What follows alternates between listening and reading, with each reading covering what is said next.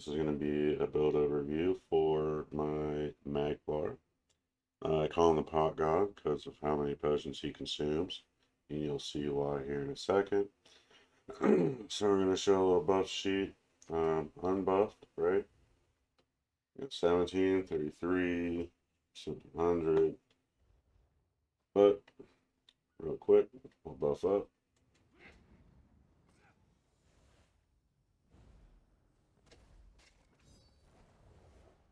6K, 31, 25, 3, 30, yeah, 30,000 on the magic. Okay, so you get up to 6K, and that's without continuous. With a continuous, it's like 6,500. And as you can see, my potions are already back. We are using the Atro Mundus. We're in Vampire Stage 3. You can just use normal Tri-Stat food. You don't have to use Sugar Skulls. But, I really enjoy the Tri-Stat food because of having 20k stamina. It is really nice. So, getting into it, start from the top. We are using the rest of the Staff of Iron Flask with a weapon damage. Glyph, we're using power for increased heals. So, Iron Flask, it's a craftable set.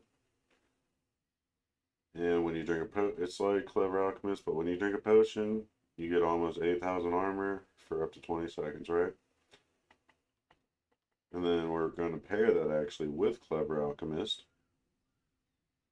which, when you drink a potion, you get increased weapon and spell damage for 20 seconds.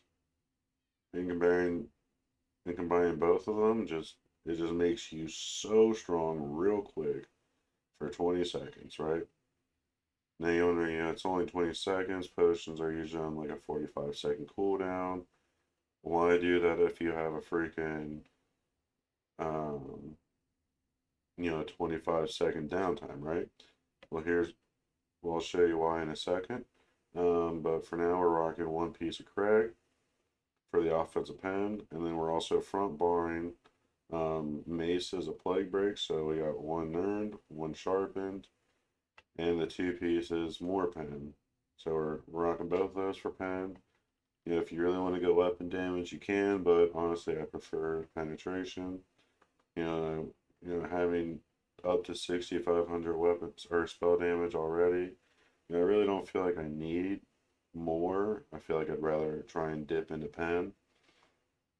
So they're infused on the big pieces, and pen on head, although I'm probably going to change that. But Tri-Stat on the big pieces as well. I got well fitted on two of the pieces. Divines on one, and then reinforce on the Crag. I'll probably end up changing it, but for right now, it is what it is. We are in a 5-1-1, so 5 light, 1 heavy, 1 medium. The medium is legs, the heavy is on the chest. Again, they're craftable, so it's really easy to make the heavy and legs where they need to be to get the best out of your armor. On the jewelry, I'm also rocking Malakas, but here's where the things get nice with the potion cooldown, right? Where you're like, oh, it's 25-second down timer. Why would you even do it? So right here, if we rock them infused, and we have reduced cooldown on potions by up to 8 seconds, it'll be 7.6 on purple jewelry, right? But with gold glyphs, it comes to 7.6. Meaning, when you go up to here, right, so we have all three, right? So 1, 2, 3. So when you come up to here, we're looking at our potions. The cooldown on the potions is 22 seconds, right? So that means your downtime from Iron Flask and Clever is literally only 2 seconds. So your potion comes down, 1, 2, back up. So I'll show you right here, real quick. We're going to go into combat, pop it. They're hanging out.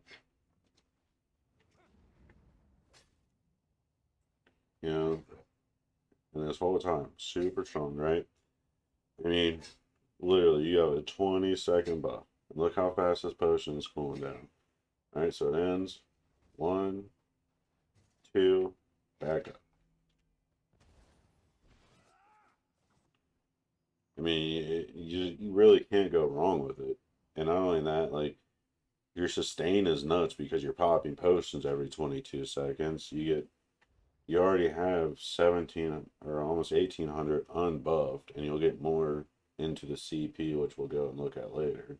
Or it still is going on, but you see, I mean, I've been able to get up to over 2100 magic recovery, which is well more than enough.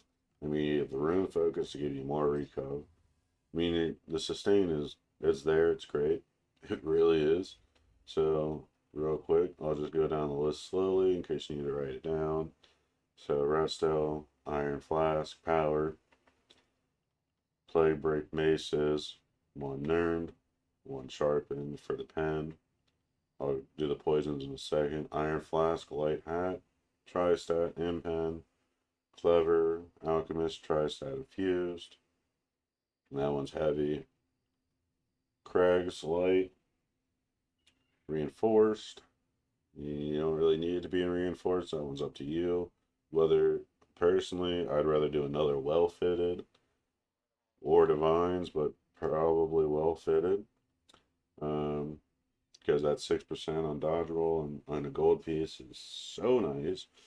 And so Iron Flask on the waist, Clever on the hands, Divines, Well Fitted, legs infused, medium, Clever, boots, Well Fitted, shoes, light, and then two Clever on the rings, purple. I mean, the only downside is upgrading the jewelry, right? Because upgrading the jewelry can be kind of expensive, but it'll be really, I personally think it's all worth it. And with the alchemic acceleration enchantments, or the alchemical acceleration enchantments, and each of these are infused, right? So we'll go into the skills. We'll start with saying I am a Breton. I like Breton because of the magic reduction, and then more spell resistance. That, I mean, if you hit me with a burning, which a lot of DKs are out right now, then I get double. So I'll get 4620. And then I get a little bit more recov, increased magic. You gotta have your Undaunted up. I mean, that's 6% on a 5-1-1. You know, it would really suck if you were giving up max stats. Psijic Order, I take the Concentrated Barrier because I'm running the Undo Alt on my back bar. I do need to morph it. I'm just a little lazy about it. But I will morph it into the version that gives you damage reduction. I mean, you can't go wrong with damage reduction, right? You gotta have your Slayer passive for your Dawnbreaker. And it just gives you an extra 3% damage. Can't go wrong. Vampire, Undeath, Strike Shadows for damage, and then damage reduction when you get low. Undeath is such a good passive. I've been using it for who knows how long now.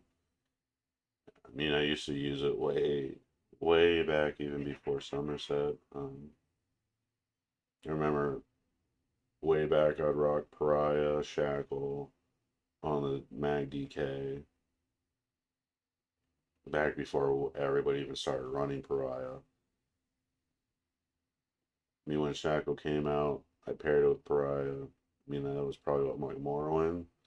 I think that was when Shackle Breaker came out. And I've been doing that ever since, and I've never gone wrong with the Undead passive. It has been so great this entire time. Alright, so Puncturing Sweeps, Purifying Light, Living Dark, Top Lane Charge, Degen, and then Dawnbreak. Now, I have been fooling around with the 2H, and I think it's more for like dueling, right? To use the 2H alt. I mean, I really just like the 2HL because you just mollywop them, right? You just crack them over the head. But at the same time, it doesn't do as much damage as the Dawnbreaker, but it does ignore their resistance. So you can hit someone hard,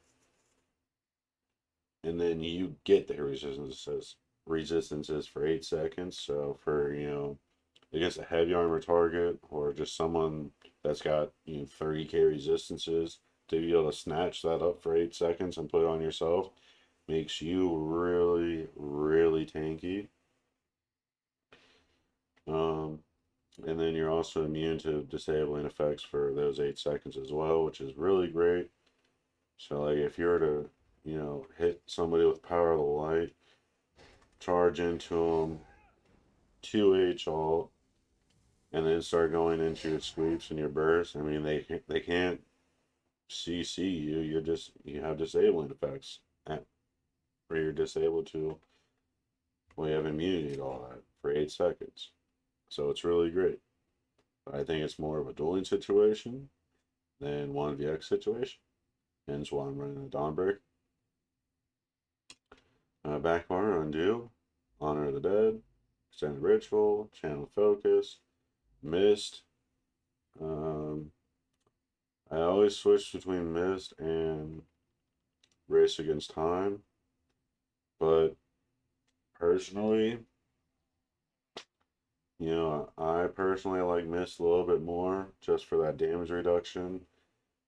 I mean, yeah, you're not as fast as using Race Against Time because Race Against Time can sprint with the 30% versus this is more just a stationary, like the jogging with the 30%. However, you get that damage reduction. Yeah, you can't heal yourself, but it's really cheap. I mean, I've always been a fan of Mist, so I mean, I feel like maybe just a bit more biased towards it, but I've never really gone wrong with using Mist. I mean, you can't be disabled with it either, which, yeah, this one you can, but then you can remove it, right?